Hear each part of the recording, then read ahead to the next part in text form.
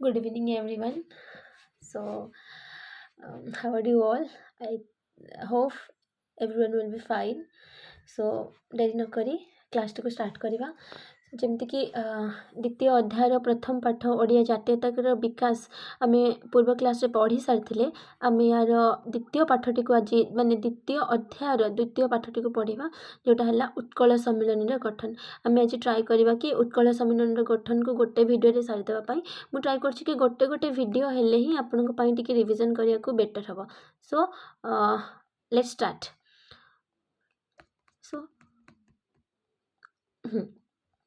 Don. So ଦ୍ୱିତୀୟ ପାଠ ଦେଖନ୍ତୁ ଆପଣଙ୍କର ଦ୍ୱିତୀୟ ଅଧ୍ୟାୟର ଦ୍ୱିତୀୟ ପାଠ ଉତ୍କଳ ସମ୍ମିଳନୀର ଗଠନ। ଦେଖନ୍ତୁ, ଯଦି କହିବା ଓଡ଼ିଆ ଭାଷାଭାଷୀ ଅଞ୍ଚଳଗୁଡ଼ିକର ଏକତ୍ରୀକରଣ ନିମନ୍ତେ ଉତ୍କଳ ଗୌରବ ମଧୁସୂଦନ ଦାସ ସେହି ସମୟରେ ବହୁତ ଚେଷ୍ଟା କରିଥିଲେ। ଆଉ ସେଇ ଚେଷ୍ଟା କେମିତି ଷ୍ଟାର୍ଟ ହେଇଥିଲା, ଜାରି ରଖିଥିଲେ, ତାହା ଥିଲା ଉତ୍କଳ ସମ୍ମିଳନୀର ପ୍ରତିଷ୍ଠା ଦ୍ୱାରା ଆଉ ତା'ର ଆନୁଷ୍ଠାନିକ ଶୁଭାରମ୍ଭ ଦ୍ୱାରା। ତ ଉତ୍କଳ ଭାଷାଭାଷୀ ଅଞ୍ଚଳଗୁଡ଼ିକୁ ଏକତ୍ରୀକରଣ, ଯେମିତି ଆମେ ପଢ଼ିଥିଲା ୟା ପୂର୍ବରୁ ମନେ ପକାନ୍ତୁ, ସମ୍ବଲପୁର ଏହା ଗୋଟେ ଅଲଗା ଯେଉଁ ମଧ୍ୟ ପ୍ରଦେଶର ଇଏରେ ଥିଲା, କିମ୍ବା ଅଲଗା ଅଲଗା ଜାଗା ଯେଉଁ ଥିଲା। ତ ସେଇଥିପାଇଁ ଉତ୍କଳ ଗୌରବ ମଧୁସୂଦନ ଦାସ ବହୁତ କୋସିସ୍ କରିଥିଲେ। ଆଉ ସେଇ ମାନେ ତାଙ୍କର ସ୍ୱପ୍ନକୁ ସେ ସାକାର କରିପାରିଥିଲେ, ଆଉ ତା'ର ପ୍ରୟାସ କରିପାରିଥିଲେ ଉତ୍କଳ ସମ୍ମିଳନୀର ଗଠନ ଦ୍ୱାରା। ପ୍ରଥମେ ମଧୁସୂଦନ ଦାସଙ୍କର ଉତ୍ସାହ ଆଉ ଉଦ୍ୟମରେ 1882 ଅଗଷ୍ଟ 16ରେ କଟକଠାରେ ଇଏ ହେଇଥିଲା ଉତ୍କଳ ସଭା। ମନେ ପକାନ୍ତୁ, ୟା ପୂର୍ବରୁ ଆମେ ପଢ଼ିଥିଲେ 3 ଜଣ। ସେଇ 3 ଜଣ କିଏ କମେଣ୍ଟରେ ଜଣାଇବେ, ଠିକ୍ ଅଛି। ତ ପ୍ରଥମେ କ'ଣ ହେଇଥିଲା, ମଧୁସୂଦନ ଦାସ 1882 ଅଗଷ୍ଟ 16ରେ କ'ଣ କରିଥିଲେ, କଟକରେ ବନେଇଲେ ଉତ୍କଳ ସଭା। ଏହା ଥିଲା ଓଡ଼ିଶାର ସର୍ବପ୍ରଥମ ସୁସଂଗଠିତ ରାଜନୈତିକ ଅନୁଷ୍ଠାନ। ଯଦି ପଢ଼ିବ, ଓଡ଼ିଶାର ସର୍ବପ୍ରଥମ ସୁସଂଗଠିତ ରାଜନୈତିକ ଅନୁଷ୍ଠାନ କେଉଁଟା ଥିଲା, ସେଇଟା ଥିଲା ଉତ୍କଳ ସଭା। ଆଉ କିଏ ତାଙ୍କୁ ଇଏ କରିଥିଲେ, 3 ଜଣ ବନେଇଥିଲେ। କିଏ 3 ଜଣ? ତାଙ୍କ ଭିତରୁ ସବୁଠୁ ଇମ୍ପୋର୍ଟାଣ୍ଟ ଥିଲେ ମଧୁସୂଦନ ଦାସ 1882 ଅଗଷ୍ଟ 16ରେ, ଠିକ୍ ଅଛି। ଏହାର ପ୍ରଥମ ସଭାପତି କିଏ ଥିଲେ? ଚୌଧୁରୀ କାଶୀନାଥ ଦାସ। ଦେଖନ୍ତୁ, ସଭାପତି ଥିଲେ ଚୌଧୁରୀ କାଶୀନାଥ ଦାସ, ଆଉ ତା'ର ପ୍ରଥମ ସମ୍ପାଦକ ଥିଲେ ଗୌରୀଶଙ୍କର ରାୟ, ଠିକ୍ ଅଛି। ଆଚ୍ଛା, ଦେଖନ୍ତୁ, ଇଏ ଥିଲେ କର୍ମବୀର ଗୌରୀଶଙ୍କର ରାୟ। ପଢ଼ିଥିବ କର୍ମବୀର କାହାକୁ କୁହନ୍ତି? ଗୌରୀଶଙ୍କର ରାୟ। ଆଉ ଏଇ କର୍ମବୀର ଗୌରୀଶଙ୍କର ରାୟ ହିଁ ଥିଲେ ଉତ୍କଳ ସଭାର ପ୍ରଥମ ସମ୍ପାଦକ, ଆଉ ପ୍ରଥମ ସଭାପତି ଥିଲେ ଚୌଧୁରୀ କାଶୀନାଥ ଦାସ। ଏଇ ଅନୁଷ୍ଠାନର ଉଦ୍ଦେଶ୍ୟ କ'ଣ ଥିଲା? এই ଅନୁଷ୍ଠାନର ଉଦ୍ଦେଶ୍ୟ କ'ଣ ଥିଲା? ମାନେ ଉତ୍କଳ ସଭାର ଉଦ୍ଦେଶ୍ୟ ଥିଲା ସ୍ଥାନୀୟ ସ୍ୱାୟତ୍ତ ଶାସନ ଅନୁଷ୍ଠାନ ସୃଷ୍ଟି କରିବାରେ ସାହାଯ୍ୟ କରିବା ଆଉ ଜନକଲ୍ୟାଣ କାର୍ଯ୍ୟକ୍ରମ ଗୁଡ଼ିକୁ ପ୍ରୋତ୍ସାହିତ କରିବା। କ'ଣ ଥିଲା ଉଦ୍ଦେଶ୍ୟ? ସ୍ଥାନୀୟ ସ୍ୱାୟତ୍ତ ଶାସନ ମାନେ ମାନେ ଯେମିତି ଆମେ ଗାଁରେ କହିଲେ, କିମ୍ବା ଜିଲ୍ଲାର ଛୋଟ ଛୋଟ ଅଞ୍ଚଳରେ, ତ ସ୍ୱାୟତ୍ତ ଶାସନ ଅନୁଷ୍ଠାନ କରିବା ସହିତ ଜନକଲ୍ୟାଣ କାମ ସବୁ କରିବା। 1886 ଡିସେମ୍ବର 28ରେ, ମାନେ 82 ଥିଲା, 4 ବର୍ଷ ଭାବି ନିଅନ୍ତୁ। 1886 ଡିସେମ୍ବର 28ରେ କ'ଣ ହେଲା, କଲିକତାରେ ଅନୁଷ୍ଠିତ ହେଲା। ଦେଖ, ମୁଁ କହିଥିଲି 1885 ଯେତେବେଳେ ଜାତୀୟ କଂଗ୍ରେସ ବନିଥିଲା, ତାର ସବୁ ବର୍ଷ ଡିସେମ୍ବରରେ କ'ଣ ହେଉଥିଲା, ବାର୍ଷିକ ଅଧିବେଶନ ବସିଥିଲା। ତ 1886 ଡିସେମ୍ବର 28ରେ କଲିକତାରେ ବସିଥିଲା ଜାତୀୟ କଂଗ୍ରେସର ଅନୁଷ୍ଠିତ ଅଧିବେଶନ, ତାର ଦ୍ୱିତୀୟ ଅଧିବେଶନ। ଦେଖନ୍ତୁ, ପ୍ରଥମ 1885ରେ ହିଁ ବନିଥିଲା, ଆମର ଗଠିତ ହୋଇଥିଲା ଜାତୀୟ କଂଗ୍ରେସ। ଜାତୀୟ କଂଗ୍ରେସର ପ୍ରଥମ ଅଧିବେଶନ ହେଇଥିବ 1885ରେ। କମେଣ୍ଟ କରି ଜାଣିବେ ସେଟା କେଉଁଠି ହେଇଥିଲା। ଆଚ୍ଛା, 1886 ଡିସେମ୍ବର 28ରେ ମାନେ ସେକେଣ୍ଡ ଅଧିବେଶନ ହେଇଥିଲା ଜାତୀୟ କଂଗ୍ରେସର କଲିକତାରେ। ସେଇଠି କ'ଣ ହେଲା, ଦ୍ୱିତୀୟ ଅଧିବେଶନ ଯେତେବେଳେ ହେଇଥିଲା, ଆମ ଉତ୍କଳ ସଭା ତରଫରୁ, ମାନେ ଜାତୀୟ ଅଧିବେଶନରୁ ଆମ ଓଡ଼ିଶାରୁ କିଏ ଯାଇଥିଲେ? ଉତ୍କଳ ସଭା ତରଫରୁ କିଛି ମେମ୍ବର ଯାଇଥିଲେ, ଯେମିତିକି ମଧୁସୂଦନ ଦାସ, ଗୋଲକ ଚନ୍ଦ୍ର ବୋଷ, ହରିବଲ୍ଲଭ ବୋଷ ଆଉ କାଳୀପଦ ବାନାର୍ଜୀ। ମାନେ ରହିଲା 4 ଜଣ ଲୋକ। କେଉଁ 4 ଜଣ ଲୋକ? ମଧୁସୂଦନ ଦାସ, ଗୋଲକ ଚନ୍ଦ୍ର ବୋଷ, ହରିବଲ୍ଲଭ ବୋଷ, କାଳୀପଦ ବାନାର୍ଜୀ, ଠିକ୍ ଅଛି। କିନ୍ତୁ ଉତ୍କଳ ସଭାର କାର୍ଯ୍ୟ ପରିସର ଅତି ସଂକୀର୍ଣ୍ଣ ଥିଲା। ଦେଖନ୍ତୁ, ଗୋଟେ ଛୋଟ ଉତ୍କଳ ସଭାଟା କେବଳ ଓଡ଼ିଶା ଭିତରେ ଖୋଲିଥିଲା, ତ ତାର କାର୍ଯ୍ୟ ପରିସର ମାନେ ଏତେ ବଢ଼ି ନଥିଲା। ତ ସେଇଥିପାଇଁ ଗୋଟେ ବୃହତ୍ତର, ମାନେ ଗୋଟେ ବଡ଼ ଆକାରର ଜାତୀୟ ଅନୁଷ୍ଠାନ ଗଢ଼ିବା ପାଇଁକି ମଧୁବାବୁ ବା ମଧୁସୂଦନ ଯେଉଁ ପଢ଼ିଲେ ଏଠି, ମଧୁସୂଦନ ଦାସ କ'ଣ କରିଥିଲେ, ଗୋଟେ ମାନେ ଉଦ୍ୟମ କରିଥିଲେ। ତ ବଙ୍ଗଳାରେ ସେତେବେଳେ ଥାନ୍ତି କିଏ? ସାର୍ ସୁରେନ୍ଦ୍ରନାଥ ବାନାର୍ଜୀ। ତାଙ୍କ ନେतृत्व में बंगाल गढ़िला बंग जातीय सभा। ठीक अच्छे बंगाल विभिन्न समस्या विचार करने यार थिला मुख्य उद्देश्य। यह मधुबाबू को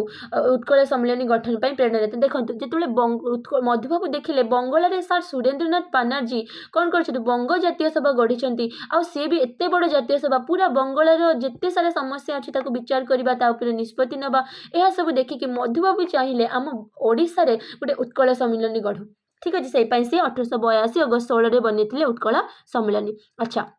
1903 को जब 1882-86 कथा आम गला 1903 मसीहा आरंभ केतेक ओडिया उत्साही ओडिया कौन कले चिलिका ह्रद कूल चिलिका लेक जमी देखि तुम ओडिशा मैप्रे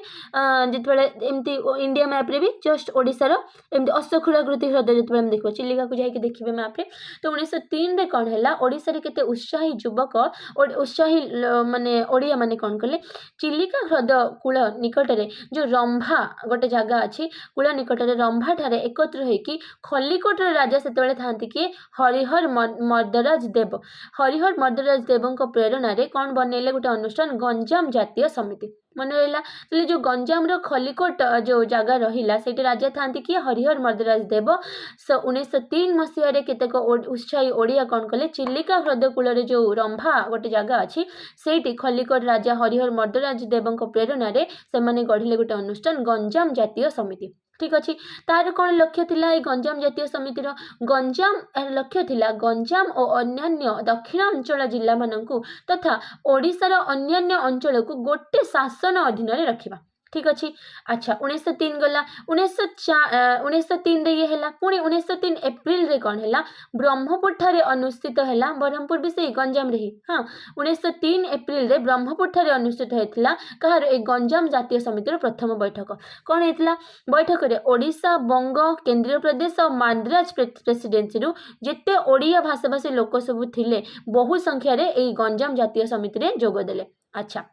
ए सभार अध्यक्षता किए करते जो गंजाम जातीय समितिर जो 1903 एप्रिल जो ब्रह्मपुर ठारे जो प्रथम बैठक थिला तार अध्यक्षता करते श्याम सुंदर राजगुरु। ठीक अच्छे मधुसूदन दास को एठी निमंत्रण करके डाका होता कौटू कटक से जाकि गंजाम जो जातीय सभा समिति रे जोग देते। अच्छा तो यू भी अनुभव मधुसूदन दास को गोटे प्रेरणा लगिला कि नाई ओडिशा पई तो किछि ना किछि करबा को ही पड़िबो। अच्छा गंजाम जातीय सभा जिते सफल है सेटा ही मधुसूदन दास को समग्र ओडिशा पई गोटे जातीय सभा माने डकाइबा को प्रेरणा देथिला। एही पदक्षेप ग्रहण करबा को माने जेतेबेले से गंजाम रु आसिले जेतेबेले पुनी बंगरु से देखिले ए सब जिंस माने गंजाम जातीय सभा पुनी गंजाम जातीय समिति रु पुनी गंजाम जातीय सभा हैला। ठीक अछि। अच्छा जमती बंग जातीय सभा तो ये सब देखिकी माने कनिकार राजा थिले राजेंद्र नारायण भंजदेव सीए मधुसूदन दास को कहले क्यों ना माने ओडिशा पई भी एमती गोटे बना जाऊ तो तांको उत्साहित करथिले। तापरे देखंतु 1903 मसीह गड़जात राजा मानकर वार्षिक अधिवेशन है।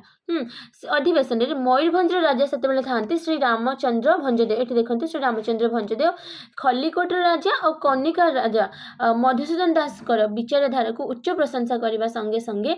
समर्थन जनइले। अच्छा देखो मुझे आपको कौन कहली कि मधुसूदन दास बहुत चेष्टा करते। तो 1903 रे जिते गड़जात राजा मानकर वार्षिक अधिवेशन है सेठी मयूरभंज राजा किए श्री रामचंद्र नारायण भंजदेव आउ खलिकोट राजा आउ कनिका राजा जो मैंने थिले तांको ना तो देनी बास आम एति बुझा कि मयूरभंज राजा खलिकोट राजा और कनिकार राजा ये मधुसूदन दास को बहुत प्रशंसा करते। सी भी माने से माने भी जिते मधुसूदन दास कहले कि एमती गोटे उत्कल सभा गढ़ा जाऊ कि ओडिशा पई बना जाऊ एमाने तांको सपोर्ट करते। ए कल्पना को कार्य परिणत करने 1903 मसीह कौन है गंजाम जातीय सभार ठीक पर 1903 गंजाम जातीय सभा बनता आम ऊपर पढ़ी आसले ठीक पर कटक रे बनिला उत्कल सभा। उत्कल सभा कटक रे उत्कल सभा आनुकूल्य गोटे सभा माने उत्कल सभा तरफ 1882 तो उत्कल सभा आसी जाइतिला म कहली जमती। तो 1900 ये किंतु कौन थिला यार सीमा बहुत परिसर बहुत कम थिला एते अधिक स्प्रेड कर नथिला। तो 1903 रे तो कौन है मधुसूदन दास कौन कले कटक ठारे उत्कल सभार तरफ गोटे बड़ सभा आह्वान कले। ए सभारे समग्र ओडिया तथा जिते विच्छिन्न अंचल सब थिला समस्त को केमती एकठा करबा आ गोटे जातीय माने कौन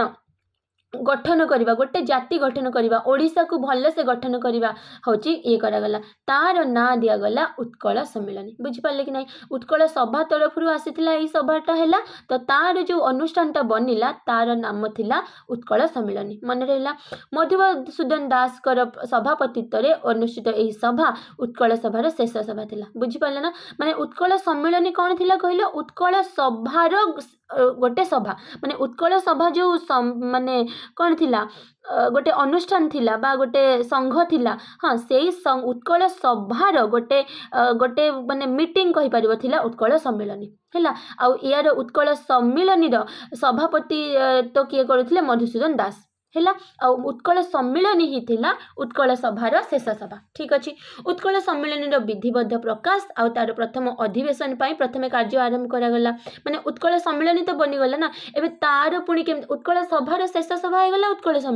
उत्कल सम्मेलन एबे केमती पुणी तार माने सी गोटे बड़ ग्रुप होगला ना तार केमती प्रथम अधिवेशन हबो केमती कोन हबो तो सेट पाई अभ्यर्थना कमिटी अध्यक्ष भाव क्या निगला कनिकार राजा राजेंद्र नारायण भंजदेव को आ संपादक किए थे मधुसूदन दास रही स्थिर करागला मन रहा आउ थे कहूँ उत्कल सभार गोटे सभा थिला उत्कल सम्मेलन आ उत्कल सभार सेटा शेष सभा थिला आ से उत्कल सम्मेलन जते एते बड़ सभा हैला सब पूरा ओडिसा लोक आसी ओडिया भाषाभाषी लोक तो सेठ डिसाइड करागला कौन उत्कल सम्मेलन एबे अधिवेशन हम से कौन करागला संपादक रखागला मधुसूदन दास को आउ अध्यक्ष रहिले राजा राजेंद्र नारायण भंजदेव ठीक अच्छे ये सम्मेलन किंतु कौन गोटे अण राजनैतिक संस्था माने राजनैतिक संस्था बोली ताको कुहागलानी अण राजनैतिक संस्था रूपे काम कला स्वतंत्र ओडिशा गठन जदियो उत्कल सम्मेलन यार मुख्य लक्ष्य कौन थिला स्वतंत्र ओडिशा प्रदेश गठन करवा ता छड़ा भी आउरी किछि उद्देश्य थिला कौन प्राकृतिक ओडिशार एकत्रीकरण जोठी वन जंगल जहाँ भी अच्छी ताकू एकत्री करवा ओडिशा माने कौन समुदाय विकास होलिस्टिक डेवलपमेंट समुदाय विकास करवा आउ कौन थिला समस्त ओडिया भाषी अंचल गुड़िक गोटे शासनाधीन करवा आउ कौन थिला विच्छिन्न अंचल में ओडिया मानकर स्वार्थ जो ओडिया माने अलग अलग जगह सब विच्छिन्न होकर रोचंती तांकर जहाँ दरकार से सबको भी फुलफिल करवा ठीक अच्छे अच्छा तापर कौन है उत्कल सम्मेलन रे ताले केतेटा सभा टोटाल अधिवेशन होता 16टी उत्कल सम्मेलन केतोटी सभा होता 16टी आ प्रत्येक अधिवेशन कौ भाषा होता ओडिया भाषा आम पढ़ा से भल से अच्छा प्रत्येक अधिवेशन में ओडिया भाषाभाषी अंचल एकत्रीकरण पाई सरकार निकट में माने इंग्रेज सरकार निकट में दाबी कर सब कहुला कौन उत्कल सम्मेलन जो 16टा सभा अधिवेशन टोटाल होता तो प्रत्येक अधिवेशन में सरकार को कौन कहुला कि ओडिया भाषाभाषी अंचल को आपण एकत्रित करंतु ठीक अच्छे से आम जो 16टी अधिवेशन रहा ताऊपर पुणी पढ़ा प्रथम कौटी होता द्वितीय कौटी होता अच्छा ता पूर्व ये छोटे जिनस छाड़े पढ़ा 1903 मसीह जातीय कांग्रेस माद्राज अधिवेशन में ओडिशार गौरीशंकर राय और मधुसूदन दास ओडिशार गौरीशंकर राय और मधुसूदन दास जोगदे मधुबाबू ए अधिवेशन में ओडिया भाषाभाषी अंचल को लेकिन ओडिशा प्रदेश गढ़ा जाऊ आ गंजाम को ओडिशा सहित मिसा जाऊ बोली प्रस्ताव देथिले किंतु ए प्रस्ताव को एते गुरुत्व निया जाय नथिला से पय मधुबाबू रागी जायथिले क्षुब्ध होइकी कांग्रेस सहित सब संपर्क छिन्न करदिले सेहि पाई कि तो से आसिकी बनेले होची 1903 रे जो उत्कल सभार जो गोटे सम्मेलन पुणी डाकिले जोटा उत्कल सम्मेलन बुझि पारलो 1903 रे कोन हैला कांग्रेस अधिवेशन चलता कौटी मांद्राज रे सेठी ओडिशा रे जाइथिले 2 जण गौरीशंकर राय और मधुसूदन दास मधुबाबू सेठी कहले कि कौन ओडिया भाषाभाषी अंचल को एक करा जाऊ नै कि गोटे प्रदेश गढ़ा जाऊ आ गंजाम को ओडिशा सहित मिसई दिया जाऊ किंतु ए प्रस्ताव को कई गुरुत्व देलेनी से पय मधुबाबू क्षुब्ध होइके कांग्रेस सहित सब संपर्क छिन्न कर दिले ठीक अछि अच्छा नेक्स्ट जीवा तो एबे हमें पुणी कोठी जाउथिले उत्कल सम्मेलन टोटल 16टी अधिवेशन हेथिला कौन कौन अधिवेशन हेथिला हमें देखिबा अच्छा देख प्रथम अधिवेशन जदि कहिबा कटक रे हेथिला हैला प्रथम अधिवेशन कटक थारे ही उत्कल सभा थिला आ उत्कल सम्मेलन रो प्रथम अधिवेशन 1903 डिसेंबर 30 आ 31 रे हेथिला 1903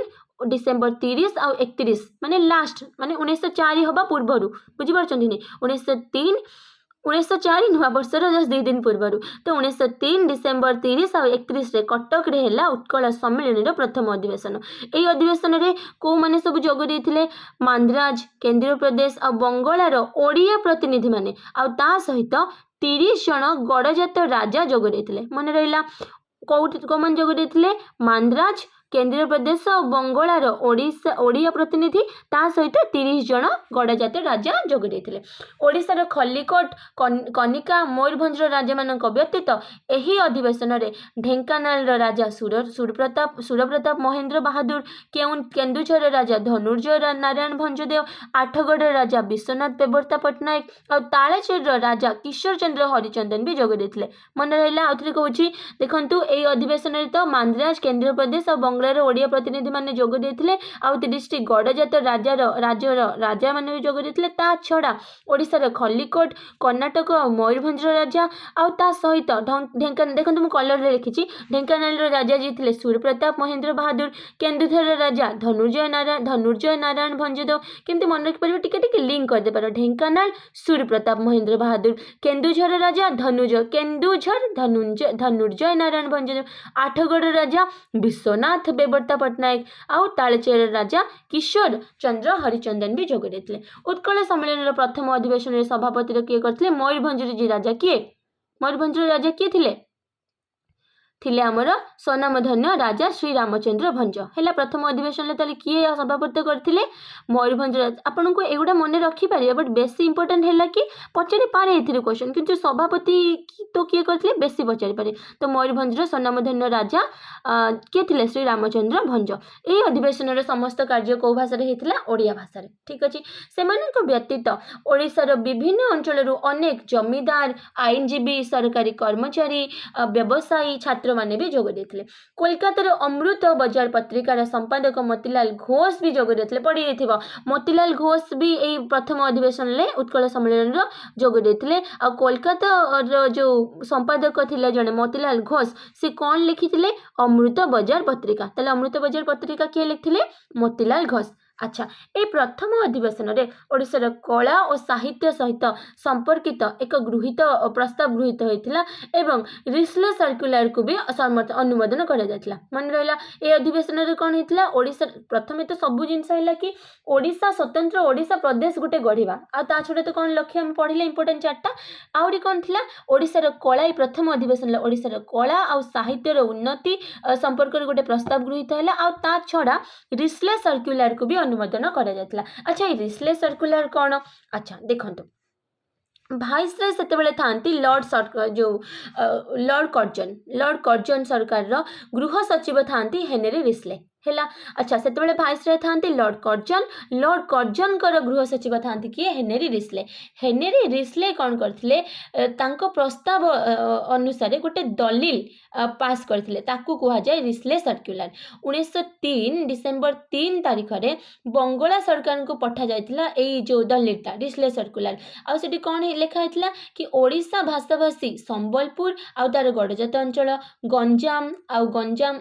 जिला आ गंजाम और विशाखापट्टनम एजेंसी अंचल को ओडिशा माने ओडिशा डिविजन ले मिसाई बंगला शासन अधीन रे रखिया पई प्रस्ताव दिया जायतिला आ एमाने भी चाहूतिले ओडिशा माने एकत्रित होंतु से पई रिस्ले सर्कुलर को कौन करायतिला उत्कल सम्मेलन प्रथम अधिवेशन रे अनुमोदन करा जायतिला बुझिएला। आउ थरे कहूची रिस्ले सर्कुलर कौन सेतेबेलर भाइसराय थांती लॉर्ड कर्जन तांको सरकार गृह सचिव थिले हेनरी रिस्ले सीए गोटे प्रस्ताव देथिले गोटे दलील देथिले से दलील को कहा रिस्ले सर्कुलर केबे आसले 1903 डिसेम्बर 6 रे एठी कौन करा जायतिला 1903 डिसेम्बर 6 रे ए रिस्ले सर्कुलर को बंगला सरकार को पठा जायतिला आ ए बंगला सरकार को जो पठा जायतिला रिस्ले सर्कुलर कौन लिखा हैतिला कि दलील कि ओडिया भाषाभाषी जो संबलपुर जो ओडिया भाषाभाषी लोक रहउचंती गड़जांत्र अंचल रे जो माने संबलपुर गड़जांत्र अंचल रे जतिक ओडिया भाषाभाषी लोक रहउचंती गंजाम जिल्ला रे गंजाम और विशाखापट्टनम एजेंसी रे अंचल ये सबू को कौन करा जाय ओडिशा सब डिविजन में मिसाई दि जाओ आ बंगला शासन अधीन रे बरंग रहू किंतु मिसाई दि जाओ बुझेला एटा थिला हमर रिस्ले सर्कुलर। अच्छा पुणी जीवा उत्कल सम्मेलन पाई कौन करथिले मधुसूदन दास कौन करथिले महासिंधु रे निज प्राणबिंदु मिसाई देबा पाई समस्त को कहिथिले कौन कहिथिले कि आमर ओडिशार स्वाधीनता को पाइबा को हेले आमको निहाती कौन करिया पाई पड़िबो परिश्रम करिबा पाई पड़िबो से कौन कहिथिले मधुसूदन दास कहिथिले जे उत्कलीय केवल ओडिया भाषा जो माने ओडिया भाषा कहते से माने केवल उत्कलीय नुहंती ओडिशा जो मानकर जन्मभूमि कर्मभूमि से माने उत्कलीय समस्ते उत्कलीय तेणु भाषागत पार्थक्य बा सांप्रदायिक संप्रदाय संप्रदाय परस्पर भितर कली कले हेनी ये हिंदू से मुसलमान ना आम समस्ते ओडिशार लोक एमती बुझा पड़े भाषा जहाँ भी होना कहीं भाव भूली उत्कलर उन्नति समस्ते उत्कलवासी एकजुट होगा दरकार बुझिपार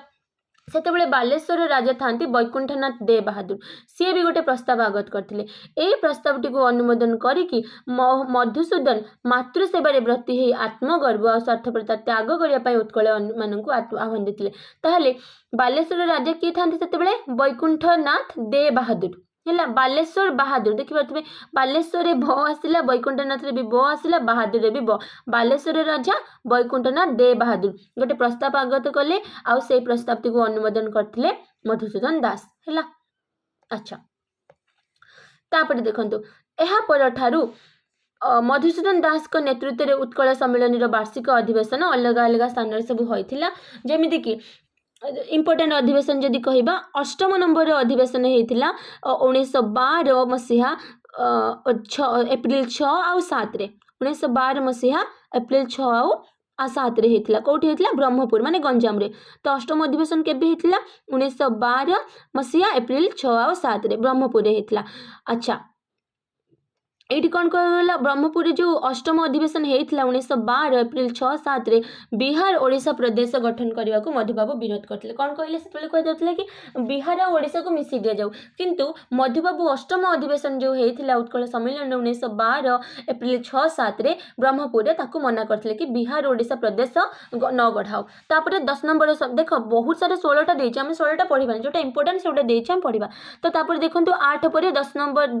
नंबर रे आसीथिला 1912 होता अष्टम अधिवेशन 1914 आसला 10 अधिवेशन डिसेम्बर 26 और 27 रे ठीक है देखो केते इजिली मन रहिबो 1912 6-7 एप्रिल रे एठी से 1914 6 जगह 26 एटी 7 जगह 27 डिसेम्बर 1914 डिसेम्बर 26-27 रे आसला 10 अधिवेशन कौटी होता पारेला खेमुंडी रे। अच्छा पारेला खेमुंडी कौटी मते जणेबे अच्छा कौ जिल्ला रे एबे जाउछु 10 अधिवेशन कौटी होता पारेला खेमुंडी रे डिसेम्बर 26-27 रे 1914 रे जयपुर यार अध्यक्षता किए करथिले जयपुर महाराजा विक्रमदेव वर्मा किए करथिले जयपुर महाराजा विक्रमदेव वर्मा। अच्छा ये जो 10म अधिवेशन मूल लक्ष्य उद्देश्य कौन थिला पूर्णांग ओडिशा गठन पर सीमा निर्धारण माने ओडिशा जो गढ़ा हम केते तार सीमा रहिबो कोठू केते की ओडिशा बोली कह से सब लिखा थिला। अच्छा 1917 रे हैला डिसेम्बर 11 रे उत्कल सम्मेलन तरफ मधुबाबू नेतृत्व में मॉन्टेगू चेम्सफोर्ड कलिकता एक दाबीपत्र दि जाता मन पकड़े फास्ट आम पढ़ी मॉन्टेगू चेम्सफोर्ड जो 1919 भारत जो संविधान संशोधन आईन मन पकातु 1917 डिसेम्बर 11 रे उत्कल सम्मेलन तरफ कौन कले मधुबाबू मॉन्टेगू चेम्सफोर्ड को कौन कले कलिकता गोटे दाबी जनइले कौन थिला अच्छा पुणी देखा मॉन्टेगू चेम्सफोर्ड जो खसड़ा थिला खसड़े ओडिशा माने जहाँ भी लिखा जाता ओडिशार जो विच्छिन्न अंचल को एकत्रित करने कौन किसी लिखा जाए नथिला हैला से 1917 डिसेम्बर 11 रे उत्कल सम्मेलन तरफ मधुबाबू कौन कले मॉन्टेगू चेम्सफोर्ड को दाबीपत्र देले कलिकता रे 1918 रे डिसेम्बर 18 डिसेम्बर रे कटक रे जो उत्कल सम्मेलन स्वतंत्र अधिवेशन हैला ए मॉन्टेगू चेम्सफोर्ड रो बहुत निंदा करा जायतला बुझीला 1917 रे डिसेम्बर 11 रे उत्कल सम्मेलन तरफ मधुबाबू नेतृत्व में कौन है मॉन्टेगू चेम्सफोर्ड को कलिकता रे दाबी पत्र दिगला कहीं मॉन्टेगू चेम्सफोर्ड खसड़े ओडिशार जो विच्छिन्न अंचल अच्छी ताकू एकत्रित करने कौन योजना ही नाला है लेखा ही नाला से 1918 जो डिसेम्बर रे कटक रे अनुष्ठित है उत्कल सम्मेलन गोटे स्वतंत्र अधिवेशन ये मॉन्टेगू चेम्सफोर्ड जो चेम्सफोर्ड खसड़ा को बहुत कौन होता माने दृढ़ निंदा करा जायतला। अच्छा 1920 देखो सीरियल वाइज मन रखिपर 1920 मसीह महात्मा गांधी आह्वान क्रमे निखिल भारत जातीय कांग्रेस गठित होता 1920 सी कौन करथिला ब्रिटिश सरकार को विरोध में असहयोग आंदोलन चलाइबा स्थिर कला कौन स्थिर कला जो महात्मा गांधी आह्वान रे गढ़िला 1920 निखिल भारतीय जातीय कांग्रेस सी कौन कला ब्रिटिश गवर्नमेंट रो एगेंस्ट रे काम करला हैला 1921 थारु आरंभ हो गला असहयोग आंदोलन सारा भारत रे आमे पढ़िथिले ऑलरेडी असहयोग आंदोलन ओडिसा रे एथिरे भूमिका पुनी भारत छाड़ आंदोलन मने अछि सब। अच्छा 1920 मसीह रे कौन हैला देखंतु सिंहभूमि जिला कोठी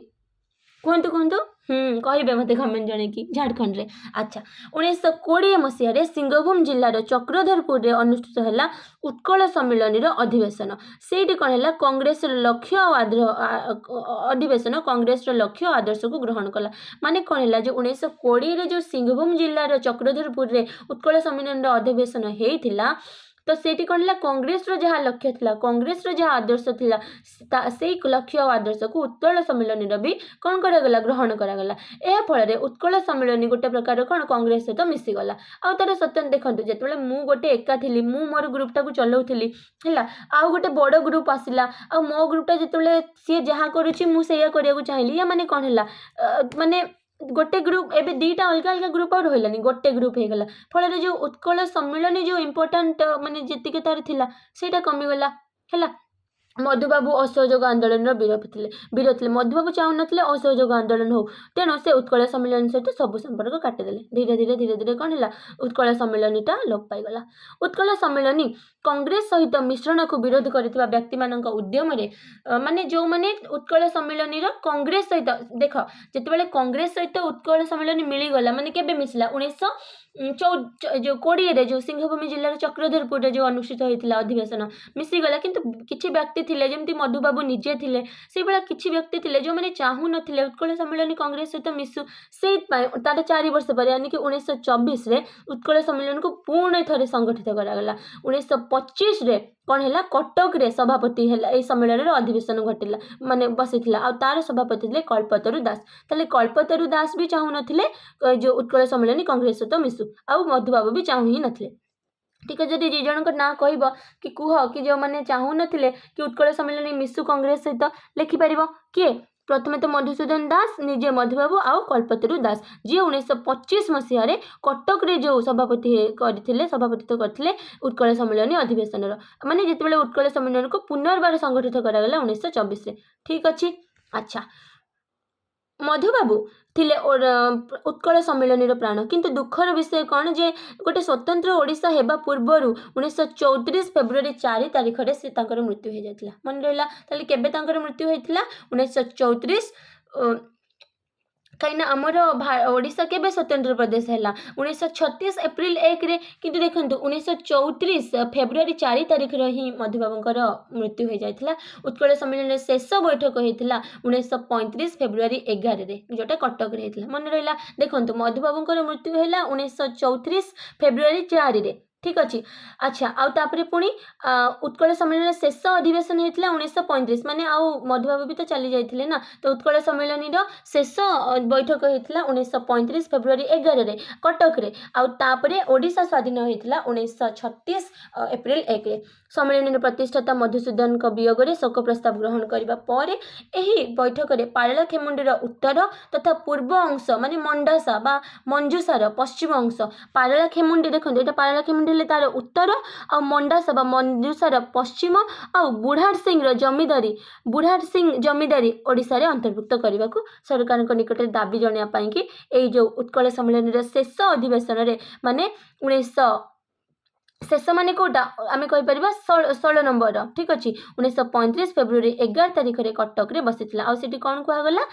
कि पारला खेमुंडीर उत्तर आउ पूर्व अंश आउ मंडासार बा मंजूसार पश्चिम बुढ़ार सिंह जमीदारी को कौच ओडिशा रे मिसा जाओ सरकार पाखे दाबी कर बहु घात प्रतिघात पर भी 1936 एप्रिल 1 रे ओडिशा एक स्वतंत्र प्रदेश होता ठीक अच्छे। अच्छा वेरी गुड। अच्छा ताले नेक्स्ट जीवा टी आम क्वेश्चन आंसर जोटा मुझे कहली उत्कल सभा विषय में लिखिपर जहाँ बही पढ़ले बा सब लिखिपर आम खाली सर्ट क्वेश्चन देखीदे क्या नेतृत्व में बंग जातीय सभा गठित होता मन पकान कहली सार सुरेंद्रनाथ बनर्जी गंजाम जातीय समितिर उद्देश्य कौन थी ये कहली आसली देखो चैप्टर पढ़ीदेला माने आपनकर सबू कभर हो कौन माने डिफिकल्ट ही रही ये देखो कौन गंजाम जातीय समितिर उद्देश्य कौन थिला गंजाम और अन्य दक्षिणांचल जिला मानकू तथा ओडिशार अन्य अंचल को गोटे शासन अधीन रे रखिबा ठीक अच्छे। अच्छा किए तार प्रेरणा देते गंजाम जातीय संगति माने समिति गढ़ा खल्लिकोट राजा हरिहर मर्दराज तापर आसी गंजाम जातीय सभा जो अध्यक्षता करते श्याम सुंदर राजगुरु ये ऊपर जो क्वेश्चन टाइम मुझे कहली बंगलार राजा सुरेंद्रनाथ बनर्जी को नेतृत्व में होता बंगर जो बंग जातीय सभा बंघर जहाँ जहाँ प्रोब्लेम होची ताकू सब सॉल्व करवा ए सभार लक्ष्य थिला। अच्छा वैकुंठनाथ दे केउ अंचल व्यक्ति थे मन पकाते बालेश्वर कही वैकुंठनाथ दे बहादुर मन अच्छी ब कही। अच्छा हौ तापर उत्कल सम्मेलन अष्टम अधिवेशन कही 1912 एप्रिल 6 और 7 तापर मन पकाते जो दशम कही कौन कही 1912 एप्रिल के 13 14 ना 18 26 27 रे मन पड़ी 1912 रे 26 27 रे हाँ 1914 ठीक ठीक मन है मोर। अच्छा 1926 और 27 रे उत्कल सम्मेलन अष्टम सॉरी दशम अधिवेशन आ अष्टम होता 1912 एप्रिल 6 और 7। अच्छा उत्कल सम्मेलन दशम अधिवेशन माने केबे होता 1914 जो फेब्रुआरी थिला ना जस्ट वेट अ मिनिट